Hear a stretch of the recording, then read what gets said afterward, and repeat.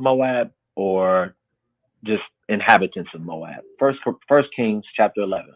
But King Solomon loved many strange women, together with the daughters of Pharaoh, the women of the Moabites, the Ammonites, the Edomites, the Zidonians, and the Hittites. Are those inhabitants of Moab in the land of Reuben, or are those talking about actual heathens? So we know that the difference between the two is that Solomon sinned.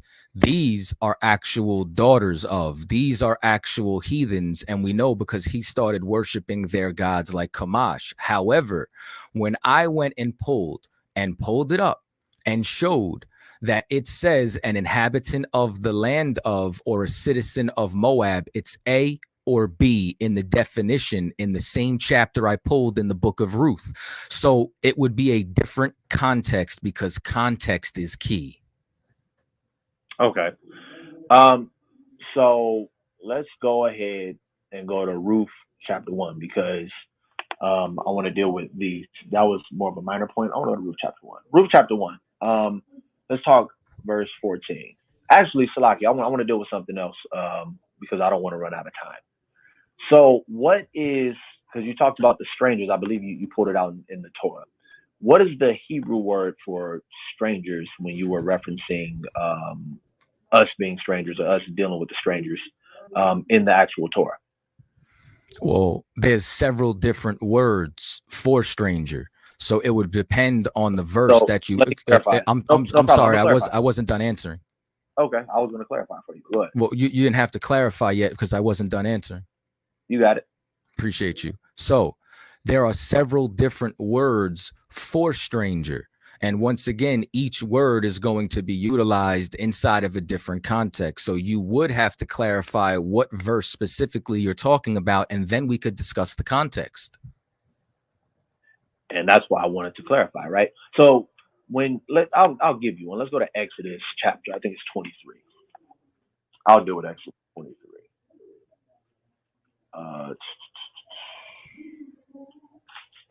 Exodus chapter 23, and I believe it's verse 9. And it reads, Salaki, here it is. It says, also, thou shalt not oppress a stranger, for ye know the heart of a stranger, seeing you were strangers in the land of Egypt. So is that referencing a heathen? Okay, that is representing a stranger, and a stranger in the context of someone you don't know. So it's not referencing another nation. Depending on the context, that word gar could reference another nation, or it could reference an Israelite. Okay. So now here's my question, right? In the book of Ruth, when we read Ruth chapter 2 and verse 10, it says, then she fell on her face and bowed herself to the ground and said unto him, why have I found grace in thine eyes, that thou shouldest take knowledge of me, seeing as I am a stranger, right? Now, this particular word, stranger, is nakrai. And it says foreign, alien, foreigner, foreign woman, harlot, unknown, unfamiliar. Then it goes in, that's the biblical usage. Now, the actual definition, strange in a variety of degrees and applications, foreign, non-relative, adulterous, different, or wonderful, alien, foreigner, outlandish, stranger, woman. Now, when we read in Torah, they use gar a lot. But in Ruth, when it talked about stranger, this is a completely different word, and it's very specific. So are you saying that this word could also mean, well, no, she's just from a different land? Not only am I saying that could mean that they're from a different land or a different tribe's inheritance, but that can directly be associated with an Israelite. That's horrible. Okay. So let's go ahead and where is it? Ruth chapter 1, where it says, and they lifted up their voice and wept again. And Orpah kissed her mother-in-law, and Ruth clave unto her. And she said, behold, thy sister-in-law is gone back unto her people and unto her gods. Return thou after thy sister-in-law. So where it says she's returned to her gods, what is that referencing? It is referencing directly, for example, what I had read earlier. I'm gonna read two scriptures just so that this way you'd be able to get the context, and hopefully that's within my 2-minute time. Earlier, I read inside of Exodus 22 and 28, where it says that thou shalt not revile the gods nor curse the rulers, because Ruth was written during the book of Judges. And also, when you read, for example, in give me 1 second just to make sure that I want to make sure I quote the proper scripture here.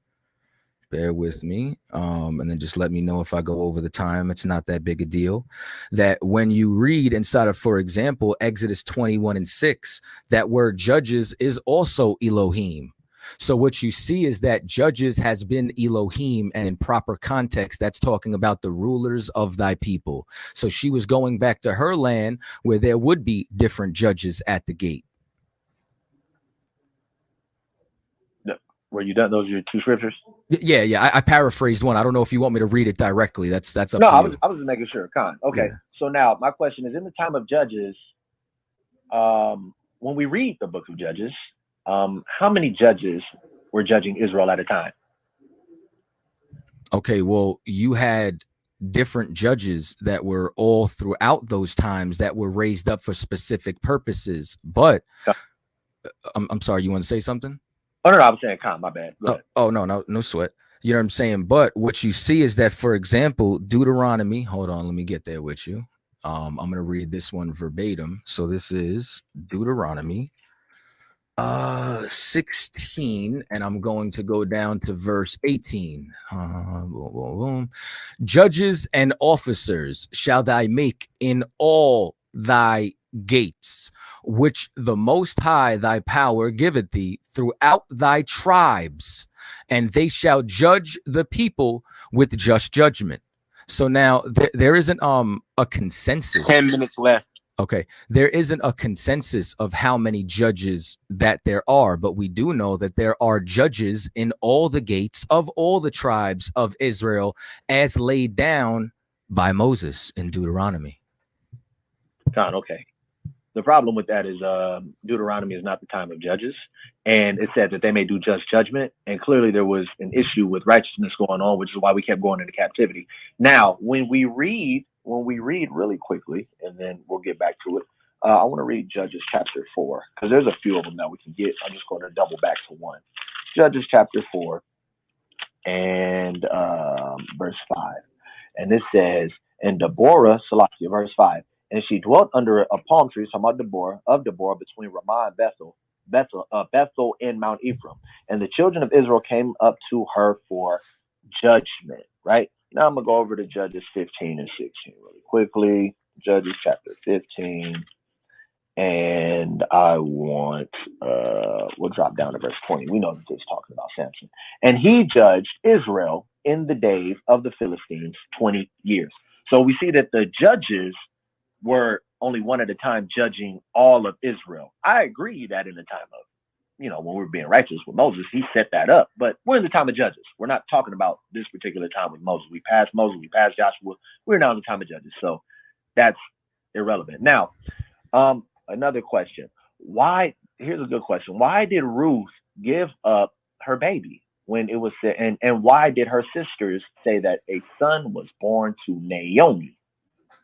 That's actually a very good question. So the reason being is because, one, that's Naomi's grandson.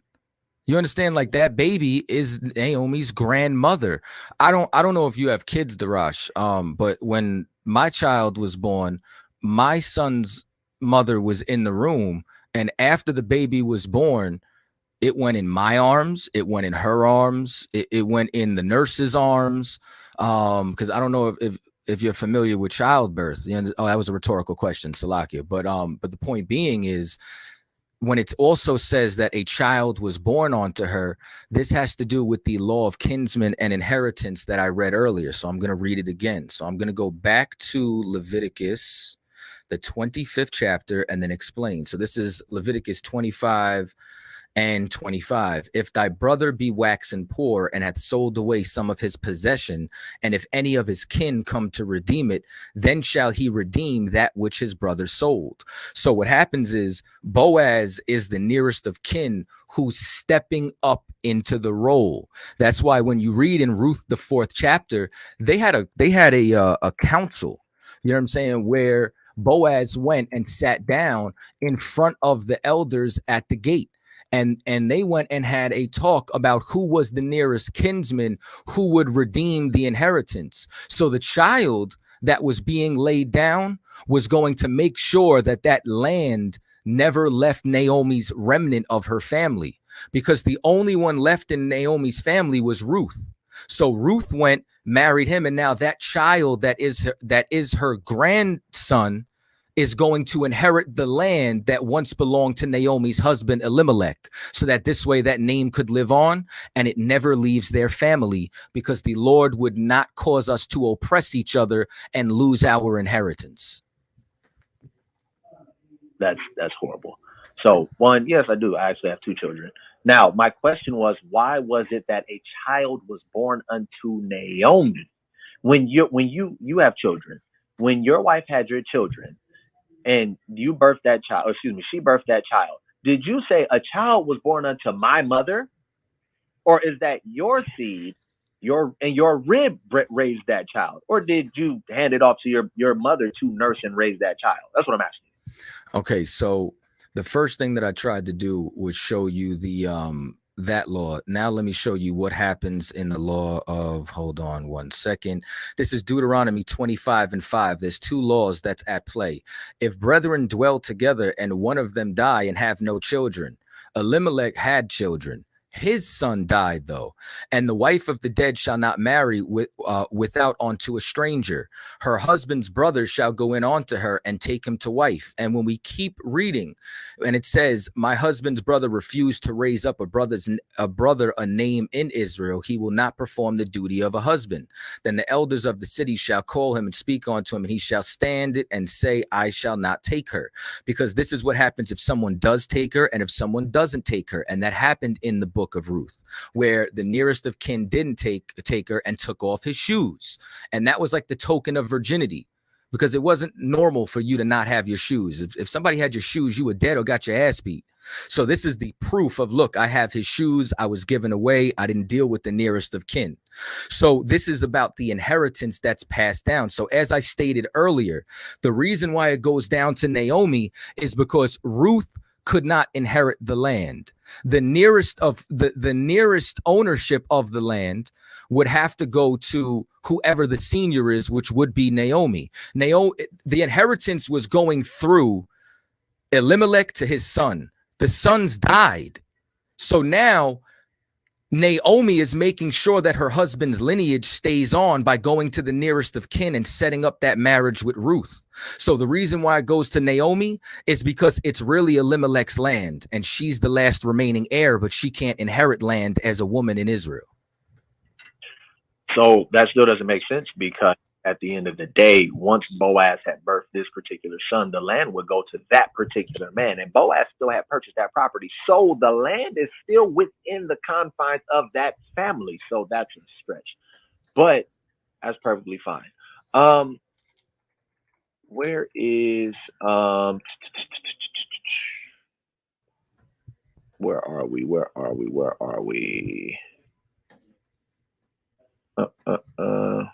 There was a point that you made that I completely forgot to write down. It's perfectly fine though. Let me go over to the book of Ruth, chapter 1. Salakia. I can't find that particular precept. It's perfectly fine. I think that is all the questions that I'm going to ask the brother. It was a ton of filibustering, but it's perfectly fine. But yeah, I'll use the remainder of my time. I probably only got like 60 seconds left.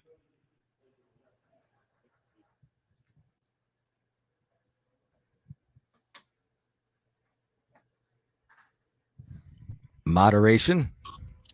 All right. So, brother Darash yielded his time. I was talking on mute. Yeah, hello. Con. The brother Darash yielded his time. So now we are going to go to the second part of round 3. Captain Chaataza will put Darash on the hot seat. Just a repeat of the rules. Yes or no questions must be answered yes or no. Darash will get up to 2 minutes to respond to the question. When the 2 minutes is up, if he takes them, I will say time. Time up on the question. I will say time. I will call time at 10 minutes left. I will call time at 1 minute left. And then if there is a question on the table, there will be allowed the last response. And then that will conclude the third round. The time will start when Cap starts speaking. Darash, my brother.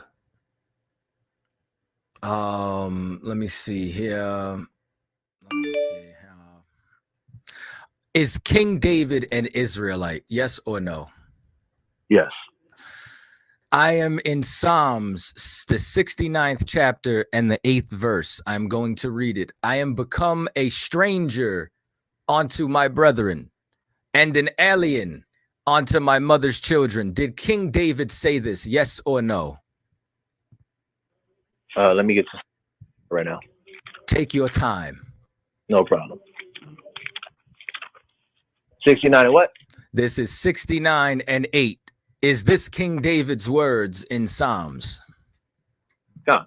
It is King David's words. Did King David call himself a stranger? Yeah. Did he call himself an alien? Yes. That word alien, is it the same word that was used to describe Ruth? I'm not sure. I have to go to the Hebrew to check. Let's go and check together. No problem. Psalm 69 and verse. What was the verse? Verse was 8. Verse 8. So now we see stranger is zawar, but what is the word for alien? It says Nakrai. Is that the same word that was used to describe Ruth? Con. So can this word be used to describe an Israelite? Yep. Earlier, you said it was terrible when I said that this word can be used to describe an Israelite. You never said that this word can be used to describe an Israelite because I never asked you that question. You actually did. You said, no. Is this about, everyone can go and check the replay, and what you will find is that he said it was terrible when I said that this word used for Ruth was used to describe an Israelite. I know Corey is chuckling right now because he has a memory like an iron trap. Mm-hmm. I cannot wait for y'all to see the replays and to see that he is sadly mistaken on that point. Now let's move on to, is interracial marriage a sin? We hold that interracial marriage is a sin over at True Nation. So it depends on what you ask. Okay. So I'm not asking, anyone else. I'm asking Darash of True Nation. So yes or no, is interracial marriage a sin? We hold that interracial marriage is a sin. I'm sorry. I said yes or no. Oh, yeah. Okay. Is sleeping with a Moabite a sin? Yes. Where was the brother Boaz punished for sleeping with a heathen? Let's go to the book of Judges. The book of Judges, chapter 21, verse 25. In those days, there was no king in Israel. Every man did that which was right in his own eyes. So when we read in the book of Judges, for example, when you go to the story of Samson did a number of things Nazarites were not supposed to do. It's just chronicling it. It doesn't say whether or not he got punished for it. It also doesn't say whether or not Boaz got punished for what he did. So asking me that question, of course, it's a history. It's recollecting history. So asking me that question doesn't make sense. Okay. So you're saying that he did not get punished? No, I'm saying that all the book of Ruth was doing, just like the rest of Judges, was chronicling the information, and it does not say whether he did or whether he did not. What what I'm saying. was Samson punished for dealing with a heathen? No, Samson was punished. Samson was, what's the word, beguiled when he was dealing with the heathen. So dealing with a heathen did not get him into any sort of trouble or discipline with God. Dealing with the heathen is when he gave away the secret to his strength, and he was tricked, and his hair was cut, and he was placed he was placed as a slave to the Philistines. All right. Well, But you can't. But you Oh, I now thought you I'm were not done. done. I'm sorry. But hold on, I'm not done. I'm No, not I'm done. sorry. Go ahead, please, But brother. you can't sit here and say, because you read all through you read Judges chapter, I think it's 14 or 15, and you see there was a number of things he did, from touching a dead body to eating honey out of a dead lion. All of that is not what it did not say. That's what he was punished for. As a matter of fact, the issue, or when you read the history of Judges, when his parents was like, well, why don't you go and get an Israelite woman? They said the scriptures say that they did not know it was of God. So all of this was what God wanted to do anyway. So I'm not going to sit here and say because of what Samson did, he was judged for it, because the Most High had that plan from the very beginning. We can get that, as a matter of fact. Let's go to the book of Judges. Judges, what is it, 14? No, I think it's Judges 12. Let me pull it up.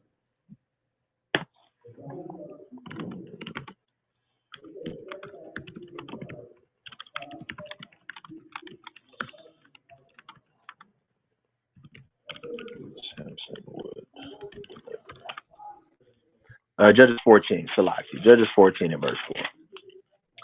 And it says, verse 3, it says, then his father and his mother said unto him, is there never a woman among the daughters of thy brethren, or among all thy people, among all my people, Salakia, that thou goest to take a wife of the uncircumcised Philistines? Time on the question. So, with that being said, now, and I'd like to thank you for cutting yourself by bringing up what Samson's father said, because Samson's father also and his mother said, can't you find yourself a woman of your people and of your tribe? Why must you go on to the uncircumcised Philistine? Because even during the time of Judges, we weren't supposed to deal with heathen. Numbers 25:1, and Israel abode in Shittim, and the people began to commit whoredom with the daughters of Moab. And they called the people onto sacrifices of their gods, and the people did eat and bow down to their gods. And Israel joined himself onto Baal Peor, and the anger of the Lord was kindled against Israel.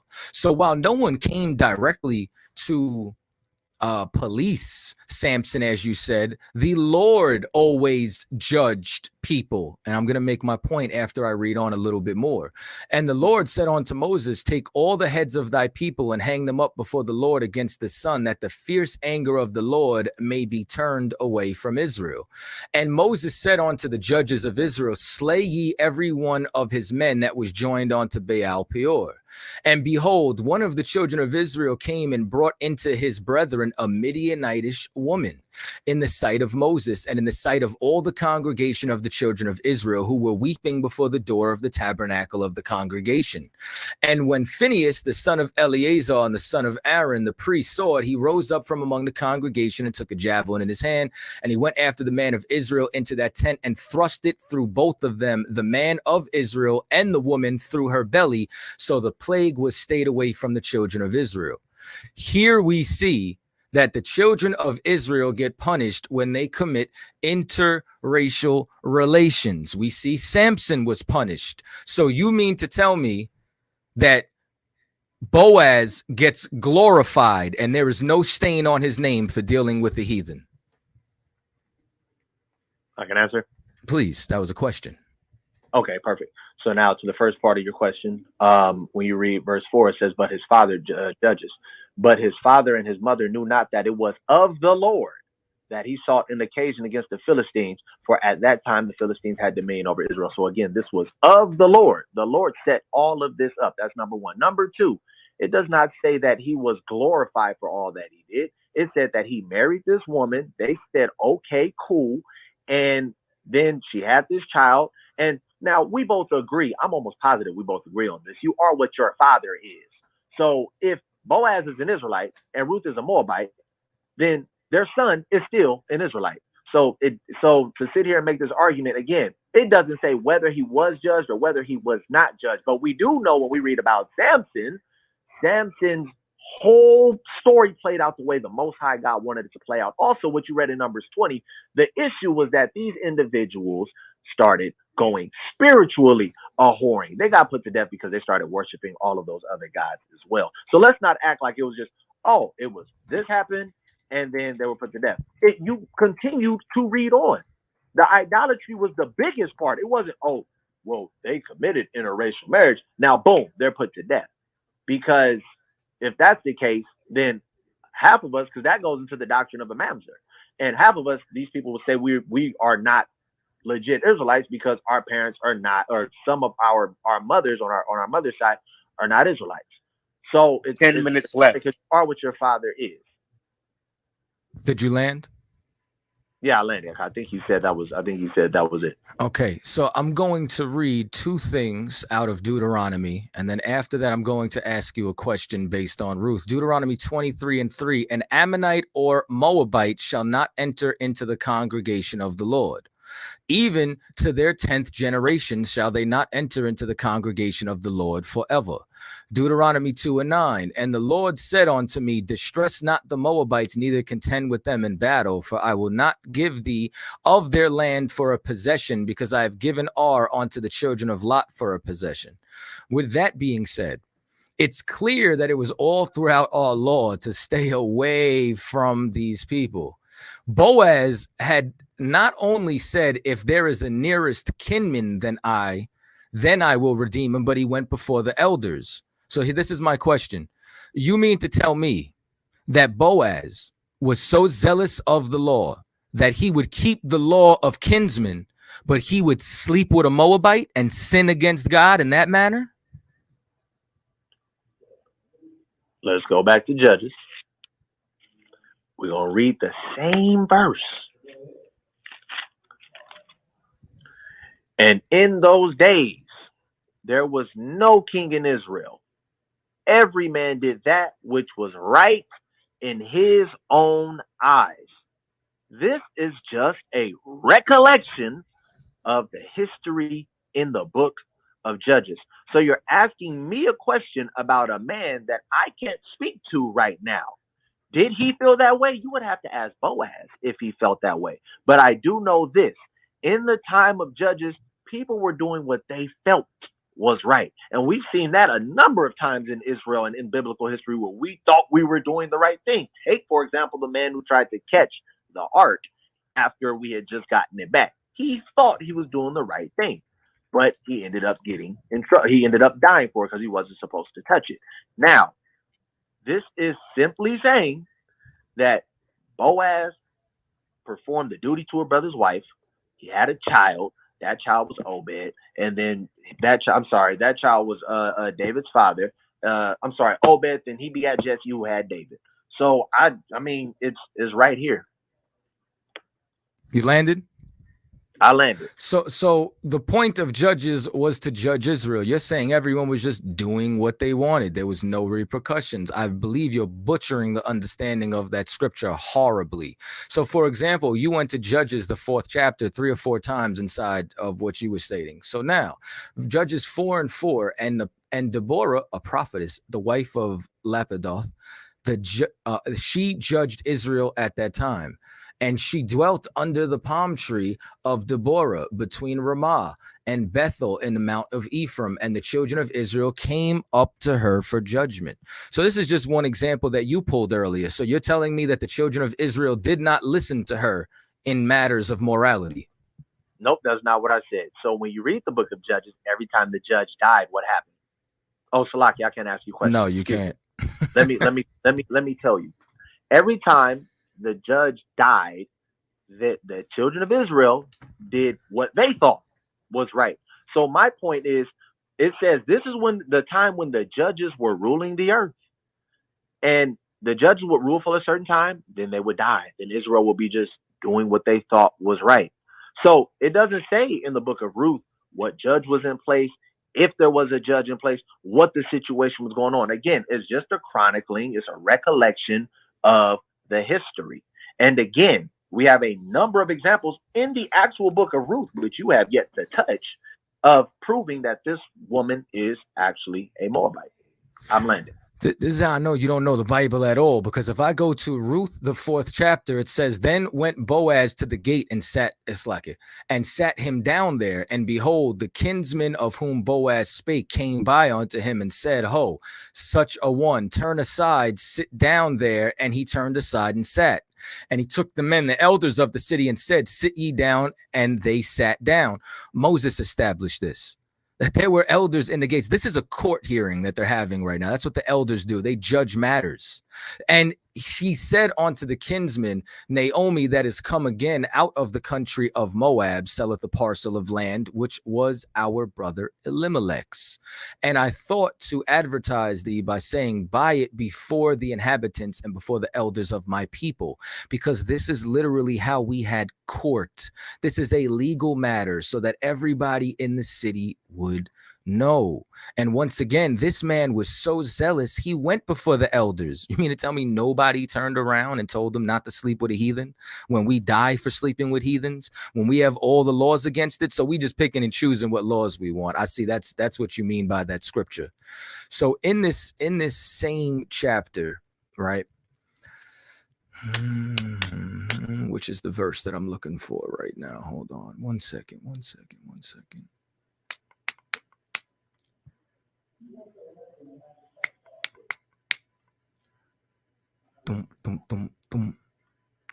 Earlier, right? This is exactly what I wanted, right?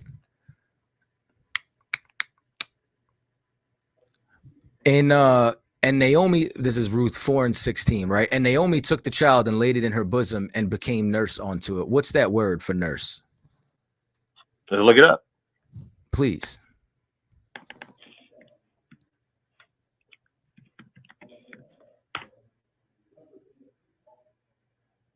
Ruth 4 and verse 16. And Naomi took the child and laid it in her bosom and became nurse. Aman. What does Aman mean?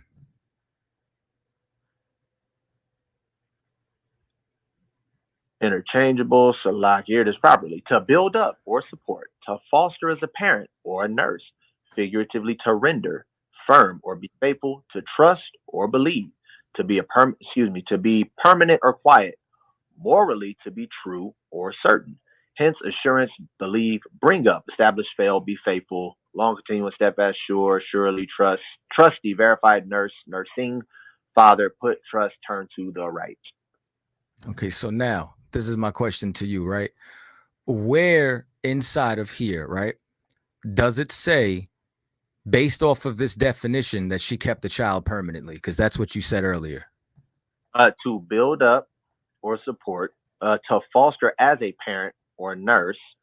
What is one of the other definitions? To bring up. So when it says, and what did you read? Verse 15. Mm-hmm. And he, Salakia, verse 16. And Naomi took the child and laid it in her bosom and became nurse unto it. So the definition here clearly can be stated as to bring them up, to build them up, to foster as a parent. Verse 17 then continues on and says, and the women, her neighbors, gave it a name, saying, there is a son born to Naomi, and they called his name Obed, and his father begat Jesse, the father of David. So in addition to it saying that she would be the one to build this man up, to raise this man as a child or to foster them as a parent, it then continues on to say, after this child was had, it was born unto Naomi, not born unto Ruth or born unto Boaz or even born unto the dead son of Ruth or born unto Elimelech. It says, or Abimelech. It says born unto Naomi. So that's where we get that from. Boom. I'm glad that you said that, because now when you continue to look at any of the definitions, it also says figuratively or to render, to be faithful, trust, believe. And even when it says permanently quiet, it means morally true or certain. Why? Because this was going to be her inheritance as her grandchild. Nowhere is it this child being ripped away from Ruth at all. You understand? This is the inheritance of Elimelech being passed down. So it's like you use the 1 minute context left. according directly to what you want. So then here's with the 1 minute, here's my last question then, right? Mhm. So you never mentioned anything when it comes down to the geography, right?